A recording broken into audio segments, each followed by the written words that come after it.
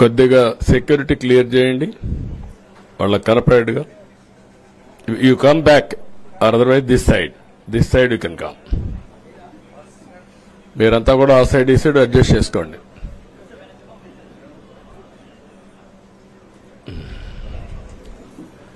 ఏంటి బాగున్నారంతా? మీకు ఫ్రీడమ్ వచ్చింది, ముందు స్వాతంత్రం మీకు వచ్చింది, మాకు కాదు, మీ తర్వాత ప్రజలకి. Okay, good. మళ్ళీ ఢిల్లీకి వెళ్తున్నా ఈరోజు. వెళ్లే మునుపు మీ అందరితో మరీ మాట్లాడకుండా పోతే ప్రజలతో మాట్లాడలేం కదా. మీతో మాట్లాడితే ప్రజలతో మాట్లాడినట్టు. ఎలక్షన్ అవుతారు, నిన్నంత బిజీగా ఉన్నా కాబట్టి ఒక 2 నిమిషాలు మీకు చెప్పి తద్వారా ప్రజలకు చెప్పేద్దామన్న ఉద్దేశంతో ఈ కార్యక్రమానికి శ్రీకారం చుట్టాను. ముందు మీడియాకి, అదే మరి రాష్ట్ర ప్రజలందరికీ ధన్యవాదాలు. శిరస్సు వంచి నమస్కారాలు తెలియజేస్తున్నా. ఎందుకంటే నా సుదీర్ఘమైన రాజకీయ యాత్రలో ఈ 5 సంవత్సరాలు చూసిన ప్రభుత్వాన్ని నేను ఎప్పుడూ చూడలేదు. ఒక రంగం అని కాదు, ఒక వ్యవస్థని కాదు, ప్రజాస్వామ్య వ్యవస్థలన్నీ ఏ విధంగా ఇబ్బంది పడ్డాయో, ఏ విధంగా నిర్వీర్యం చేశారో మనం అన్ని చూశాం. అయితే మా ధ్యేయం ఒకటే, ప్రజలు గెలవాలి, రాష్ట్రం నిలబడాలి. దీనికోసం ఎన్ని త్యాగాలైనా సరే చేసి మళ్లీ భావి తరాల భవిష్యత్తు కోసం ముందుకు పోవాలని చెప్పి వెళ్ళాం. నేను చాలా ఎన్నికలు చూశాం. 10వ ఎన్నిక నిన్న. అంటే ఇన్ని ఎన్నికలు చూసినా, అంటే ఎన్నికలు చూడడమే కాకుండా ఈ ఎన్నికలన్నీ at the helm of affairs ఉండి ఎప్పటికప్పుడు సమీక్షలు గాని ఇవన్నీ నిర్వహించడం కూడా చేశాం. రాజకీయాల్లో ఒడికిదుడుకులు సాధారణంగా ఉంటాయి. ఎవరు శాశ్వతం కాదు. దేశం శాశ్వతం, ప్రజాస్వామ్యం శాశ్వతం, రాజకీయ పార్టీలు శాశ్వతం, అధికారం అశాశ్వతం. రాజకీయ పార్టీలు కూడా సక్రమంగా ఉంటే మళ్లీ ప్రజలు ఆదరిస్తారు. లేకపోతే రాజకీయ పార్టీలు కూడా చాలా పార్టీలు కనుమరుగైపోయినాయి. వ్యక్తులు కనుమరుగైపోయారు, రాజకీయ పార్టీలు కనుమరుగైపోతాయి. కానీ ఇంత హిస్టారికల్ ఎలక్షన్ నేను ఎప్పుడు చూడలా. నా జీవితంలో చాలా ఎలక్షన్స్ ఫేస్ చేస్తే కానీ వేవ్ కనపడేది, వ్యతిరేకత కనపడేది. కానీ ఈ ఎలక్షన్లో ఎక్కడో అమెరికాలో ఉండే వ్యక్తి ఒక 5 లక్షలు 10 లక్షలు ఖర్చు పెట్టుకొని నేను రావాలి, ఓటేయాలి, ఈ రాష్ట్రం నిలబడాలి, ప్రజలు గెలవాలి అనే ఆవేదనతో వచ్చారు. ఎక్కడో పక్క రాష్ట్రాల్లో ఎక్కడో కడుపు నిండడం కోసం కూలి పనులకైనటువంటి వ్యక్తులు, పాచి పనులు చేసుకునే వ్యక్తులు సొంత డబ్బులు పెట్టుకొని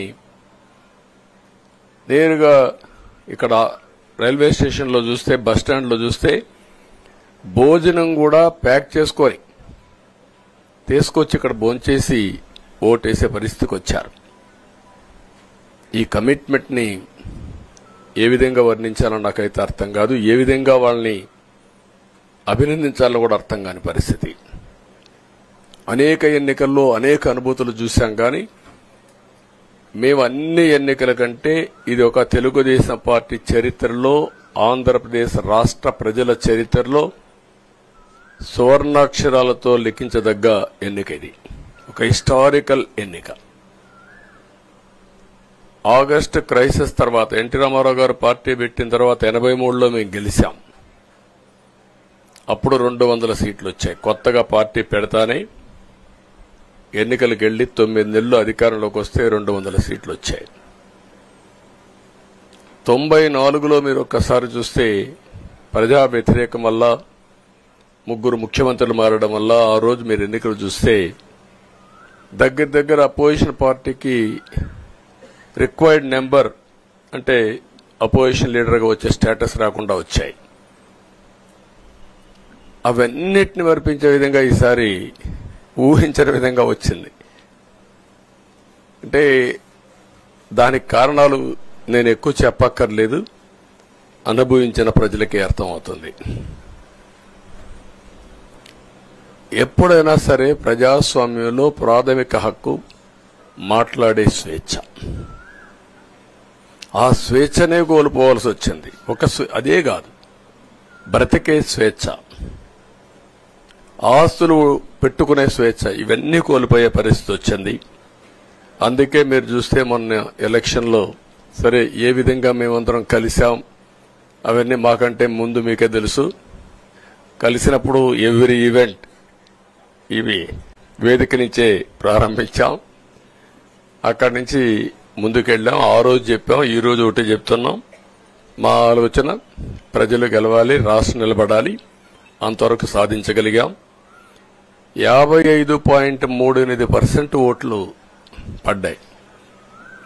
దీంట్లో తెలుగుదేశానికి 45.60% పడ్డాయి. వైసీపీకి 39.37% పడ్డాయి. ఇది ఊహించినటువంటి ఒక్కొక్కసారి 95,000 మెజారిటీ. ఒకప్పుడు నేను చార్మినార్ ఎగ్జాంపుల్ చెప్పేవాడిని. చార్మినార్ అంటే అక్కడ ఎంఐఎం కంచుకోట, అక్కడ ఎప్పుడు ఎక్కువ ఓట్లు వచ్చేటివి. ఆ తర్వాత కుప్పం, సిద్దిపేట పోటీ పడేటి రెండో స్థానానికి.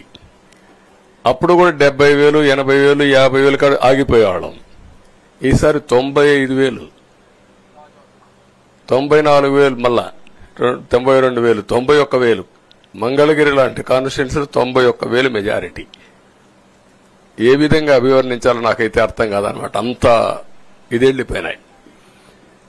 ఇవన్నీ చూసిన తర్వాత ప్రజలు ఇచ్చిన తీర్పు మీరు చూస్తే అహంకారం, నియంతృత్వం, విచ్చలవిడితనం, ఏదంటే అది చేస్తాననుకుంటే ప్రజలు క్షమించే పరిస్థితులు లేరు. అదే ఈరోజు నిరూపించే పరిస్థితికి వచ్చారు. ఒక మాటలో చెప్పాలంటే ఈసారి వీళ్ళు చేసింది గుణపాఠం పాలకులకు కాదు, అవినీతి అహంకారంతో ముందుకు పోయే ఎలాంటి ధ్వంసకారులకైనా ఇదే జరుగుతుందని నిరూపించారు ప్రజలు. దానికి మనస్ఫూర్తిగా అభినందిస్తున్నా. అదే సమయంలో 5 సంవత్సరాలు మా కార్యకర్తలు పడిన ఇబ్బందులు, చాలా మంది స్లీప్లెస్ నైట్స్, కంటి నిండా నిద్రపోని పరిస్థితి. అక్కడి నుంచి నేను చూస్తే చాలా కడాన మనిషిని హింస పెడుతూ నువ్వు ప్రాణంతో బతకాలంటే జై జగన్ అనమంటే జై తెలుగుదేశం, జై చంద్రబాబుని ప్రాణాలు వదిలిన సందర్భం చంద్రయ్య. ఇది తలుచుకుంటే ఆ కమిట్మెంటే, ఆ త్యాగాల ఫలితమే ఈరోజు ప్రజాస్వామ్యాన్ని కాపాడుకోగలిగాం. ఒక మా కార్యకర్తలకే కాదు, మీడియా 5 ఏళ్లు మీరు పడిన ఇబ్బందులు, మీరు కోర్టుల చుట్టూరు తిరిగిన ఇది, మిమ్మల్ని సిబిసిఐడి ఆఫీసులో పెట్టి వేధించిన విధానం, అవి తలుచుకుంటే ప్రజాస్వామ్యమే సిగ్గుతో తలంచుకోవాలి. అలాంటి సంఘటనలు జరిగాయి. మేనేజ్మెంట్ని ఒకరినని కాదు, ఎవరినైనా పట్టుకురావచ్చు, ఏదైనా చేయొచ్చు అనే ధీమా వచ్చేసి ఇష్టానుసారంగా ప్రవర్తించే పరిస్థితికి వచ్చారు. అదే సమయంలో ప్రజల మీద, మా పార్టీ మీద సరే, ఈవెన్ జనసేన, పవన్ కళ్యాణ్, ఆయనకు కూడా స్వేచ్ఛ లేదు. ఎక్కడైనా సరే విశాఖపట్నానికి వెళితే ఉన్న పళంగా విశాఖపట్నం నుంచి వెకేట్ చేయాలని తిరిగి, అంటే నగర బహిష్కరణ, ఒక నాయకుడిని నగర బహిష్కరణ చేస్తే కారణం చెప్పకుండా ఇంకా వేరే వాళ్ళ కథ ఏముంటుందో మనం ఆలోచించుకోవాల్సిన అవసరం ఉంది. కేసులు పెడితే ఎందుకు పెట్టావు కేసు అని అడిగితే దానికి సమాధానం చెప్పకుండా ముందు నిన్ను అరెస్ట్ చేస్తున్నాం, తర్వాత కేసు డీటెయిల్స్ ఇస్తా ఉంటారు. ఇలాంటి చాలా జరిగాయి. ఇవన్నిటికీ పరిష్కారం కోసం ఈరోజు మనం చూసిన తర్వాత ఇది మాకేదో అధికారం అని మేము అనుకోవడం లేదు, ఒక బాధ్యత. మేము పాలకులమే కాదు సేవకులం అని చెప్పే నినాదానికి శ్రీకారం చుట్టారు. ఇవన్నీ గుర్తుపెట్టుకొని పనిచేస్తాం. నేను చాలా స్పష్టంగా సూపర్ 6 ఇచ్చాం. అదే మాదిరిగా ప్రజాగళం ఎన్నికల మేనిఫెస్టో ఇచ్చాం. ఇవన్నీ కూడా ప్రజల్లోకి బాగా వెళ్ళాయి. ఒక హోప్ క్రియేట్ అయింది. ఇవన్నిటి ఫలితాలే నిన్నొచ్చాయి. అదే మాదిరిగా మేము ఇక్కడ మీరు చూస్తే ఒక పక్క తెలుగుదేశం పార్టీ మొట్టమొదటిసారిగా పవన్ కళ్యాణ్ గారు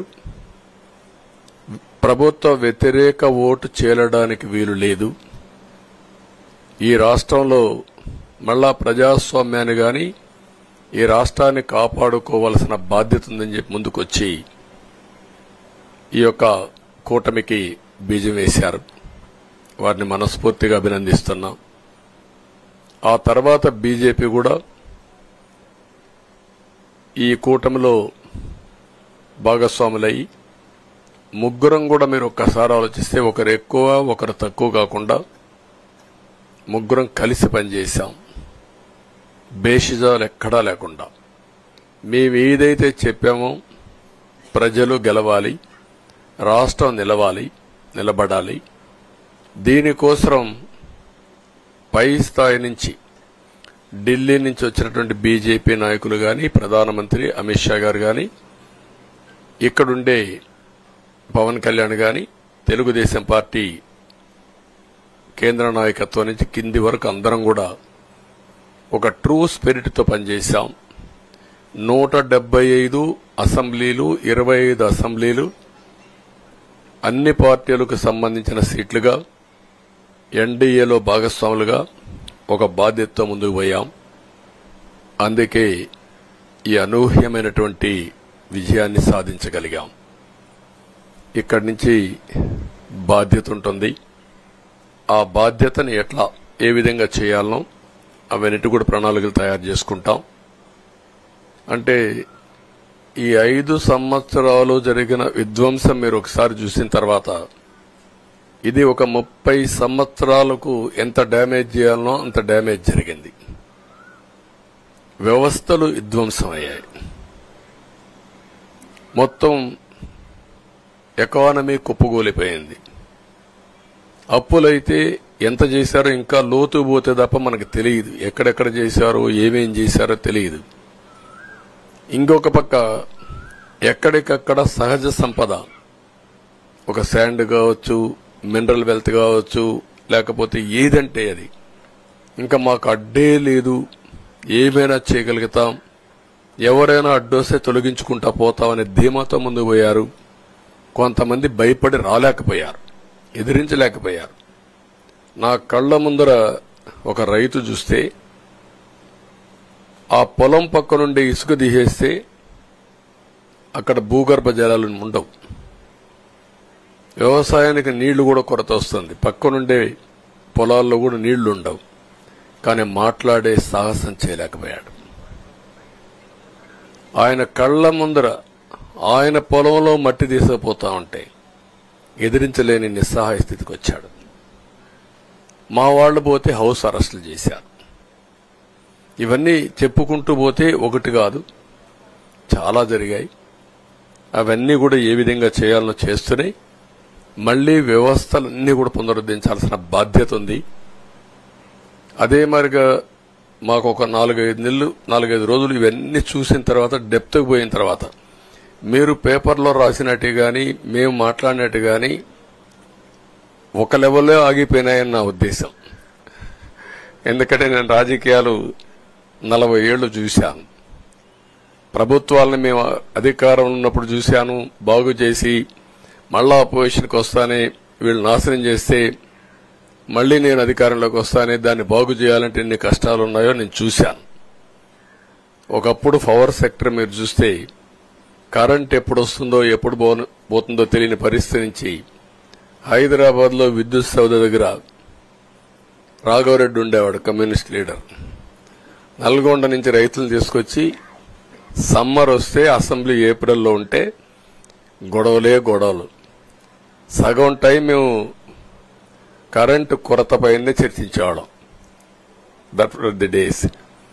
అలాంటిది నేను 1999 నుంచి పవర్ సెక్టర్ రిఫార్మ్స్ తీసుకొచ్చి 2004కి సర్ప్లస్ బాధ్యతతో క్వాలిటీ పవర్ ఇవ్వడం మొదలుపెట్టాం. 2014కు మళ్లీ 22 మిలియన్ యూనిట్లు ఆంధ్రప్రదేశ్లో కొరత కరెంటు. వ్యవస్థలన్నీ నిర్వీర్యం అయిపోయినాయి. తర్వాత మళ్లీ సెట్ చేసి 2 నెలలు 3 నెలలు కరెంటు కొరత లేకుండా చేసి వ్యవస్థలన్నీ పటిష్టంగా చేసి సోలార్ విండ్ తీసుకొచ్చి కాస్ట్ తగ్గిస్తే ఇప్పుడు మీరు చూశారు ఎంత పవర్ ఛార్జెస్ పెంచారు. 9 సార్లు పెంచారు. ఎందుకు పెంచారో నోబడీ నోస్. దానికి రీజనే లేదు. ఇప్పుడు ఎక్కడుందో దాన్ని ఎత్తుక్కుంటే ఎంత లోతు పోయిందో కూడా తెలియదు. దాన్ని ఏ విధంగా రిపేర్ చేయాలి, ఎంత డబ్బులు తెచ్చారు, ఏ పేరుతో తెచ్చారు, అవన్నీ ఒక వ్యవస్థను కాదు, సంబంధం లేని వ్యవస్థతో డబ్బులు తీసుకొచ్చి సంబంధం లేని డిపార్ట్మెంట్కి ఇచ్చారు. ఇలాంటి చాలా ఉన్నాయి. అవన్నీ ఇన్ కోర్స్ ఆఫ్ టైం మీకు కూడా చెప్తాం. అల్టిమేట్ గా ఇదేదో మేము అధికారం అంటే జుబిలియంట్ గా బ్రహ్మాండంగా ఉందనుకోవడానికి కాదు.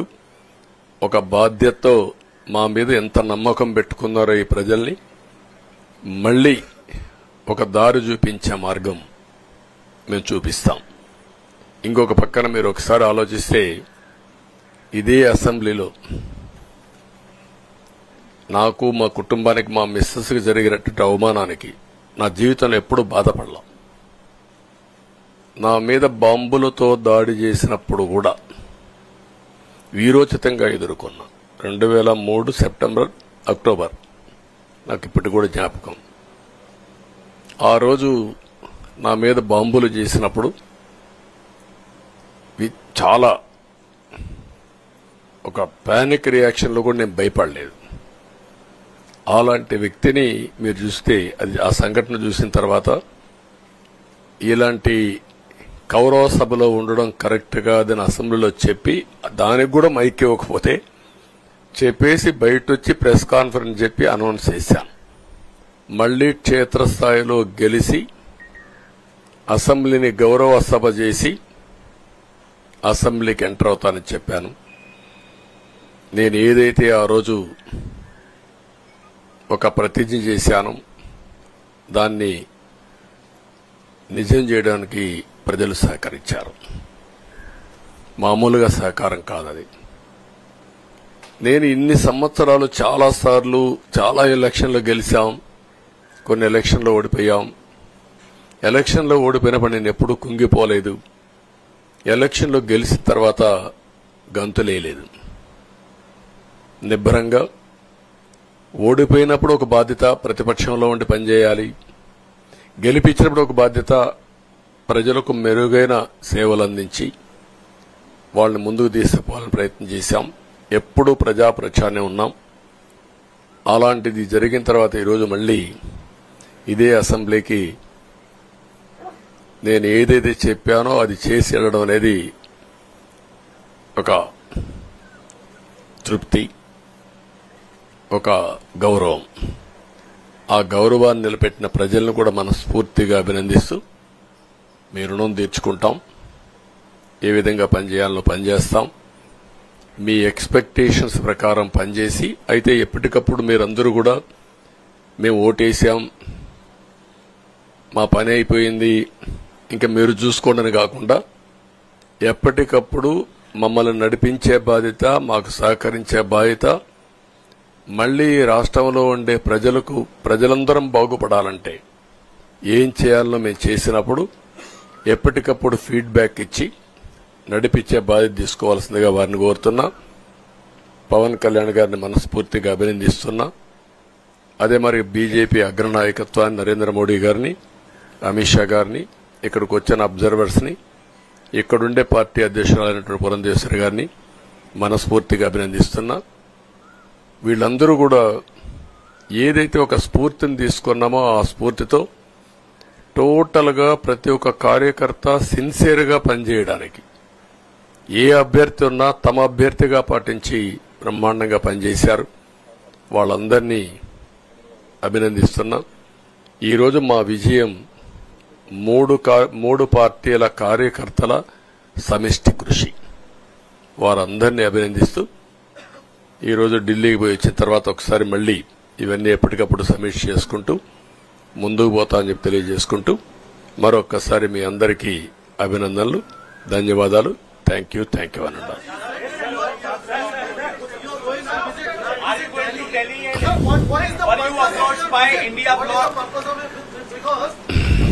No, don't bother. No, hear me, I say. You are very loud. You want news, always. I am also experienced. I have seen so many political changes in this country.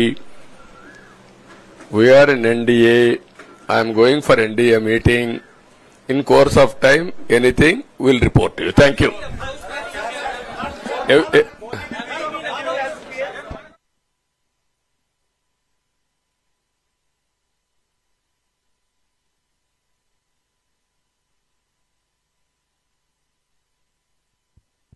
ఇప్పుడు మిత్రుడు చెప్పినట్టు పాలకుడు అనేవారు ఏ విధంగా ఉండకూడదో, ఎలాంటి వ్యక్తులు రాజకీయాలకు అర్హత లేదో జగన్ హిస్టరీ ఒక కేస్ స్టడీ మీరందరూ గుర్తుపెట్టుకోవాలి. ఈ రాష్ట్రంలో మనం చూస్తే చాలా మంది పాలకులంటే ఎట్టుండాలో పనిచేశారు, పాలకుడంటే ఎట్ట ఉండకూడదో పనిచేసి దాన్ని ప్రపంచానికి ఒక కేస్ స్టడీ ఇచ్చే పరిస్థితికి వచ్చాడు. చాలా మంది ఓడిపోయారు, కానీ ఓడిపోవడం వద్దు, ఇక నువ్వే వద్దని ఓటేయడం డిఫరెంట్. అదే జరిగింది ఈరోజు. దీన్ని ఇన్ కోర్స్ ఆఫ్ టైం చాలా విషయాలు మీకు చెప్పాలి, అవన్నీ వస్తాయి, మాట్లాడుకుందాం. నేను దాని గురించి కాదు, వ్యక్తుల గురించి కాదు, వ్యవస్థ గురించి.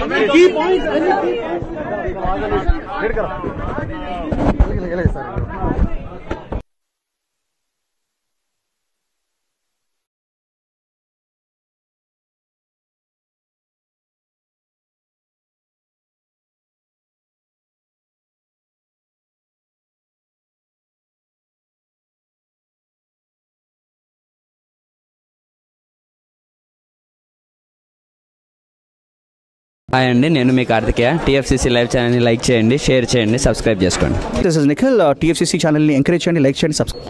Hello, this is heroine Alekhya Angel. TFCC live ఛానల్ని లైక్ చేయండి, షేర్ చేయండి, సబ్స్క్రైబ్ చేయండి. టీఎఫ్సీసీ ఛానల్ని లైక్ చేయండి, షేర్ చేయండి, సబ్స్క్రైబ్ చేయండి. నేను మీ హీరోయిన్ మౌర్యాని. Thank you. అందరికీ నమస్కారం, నేను మీ Geetha Madhuri. TFCC live like చేయండి, షేర్ చేయండి, సబ్స్క్రైబ్ చేయండి. హాయ్ అందరికీ నమస్కారం, నేను మీ Madhupriya. Please like, share, subscribe to TFCC live. Please subscribe TFCC channel like చేయండి, షేర్ చేయండి. టీఎఫ్సీసీ ఛానల్ని లైక్ చేయండి, షేర్ చేయండి, సబ్స్క్రైబ్ చేయండి. Hi, please subscribe TFCC. Hello, this is your all supplicants. Please do subscribe TFCC live channel. Thank you so much. Please do subscribe to TFCC live channel and like, share and subscribe చేయండి. Hi, నేను మీ Vijay Shankar. TFCC channel do subscribe, like చేయండి, share చేయండి. Thank you. నమస్తే, నేను మీ Karthika. TFCC ఛానల్ని share చేయండి, లైక్ చేయండి, సబ్స్క్రైబ్ చేయండి. అందరికీ నమస్కారం, I'm your favourite actress Ankita Maharana. Like చేయండి, షేర్ చేయండి, సబ్స్క్రైబ్ చేయండి. TFCC live. Love you all. TFCC live ఛానల్ని లైక్ చేయండి, సబ్స్క్రైబ్ చేయండి.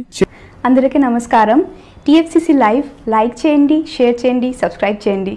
నీ heroine Srujitha Ghosh. Thanks to all of you. Hi, నేను మీ లావణ్య.